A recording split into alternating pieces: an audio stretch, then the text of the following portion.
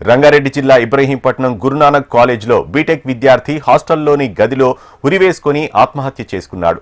కళాశాల యాజమాన్యం వేధింపుల వలన విద్యార్థి మృతి చెందాడని కళాశాల ముందు ఏబీవీపీ, ఎస్ఎఫ్ఐ, బీజేపీ ఆధ్వర్యంలో ధర్నా చేశారు. దీంతో నిరసనకారులకు పోలీసులకు మధ్య స్వల్ప ఉద్రిక్తత నెలకొంది. విద్యార్థులు కళాశాల అద్దాలు ధ్వంసం చేశారు. ఆందోళనకారులను అరెస్టు చేసి ఇబ్రహీంపట్నం పోలీస్ స్టేషన్కు తరలించారు.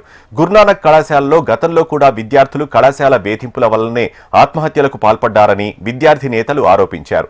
విద్యార్థుల జీవితాలతోటి చెలగాటమాడుతున్న గురునానక్ కళాశాల గుర్తింపు రద్దు చేయాలని, లేని ఎడల అన్ని సంఘాలను కలుపుకొని ఆందోళన చేపడతామని హెచ్చరించారు.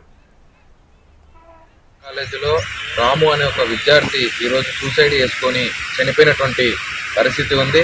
ఎందుకనంటే కాలేజీ యొక్క ఒత్తిడి వల్లనే ఈరోజు విద్యార్థి చనిపోయినటువంటి పరిస్థితి ఉంది.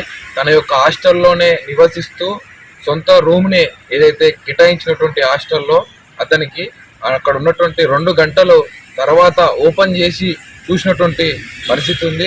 కనీసం ఈరోజు మరి యాజమాన్యాలు కనీసం మాట్లాడకుండా నిమ్ముకు నీరెత్తినట్టు వివరిస్తున్నటువంటి పరిస్థితి ఉంది. కాబట్టి ఆ విద్యార్థికి న్యాయం జరిగేంత వరకు కూడా మేము భారత విద్యార్థి ఫెడరేషన్ ఎస్ఎఫ్ఐగా మేము నిరంతరం పోరాటం చేస్తామని చెప్పేసి తెలియజేస్తాం.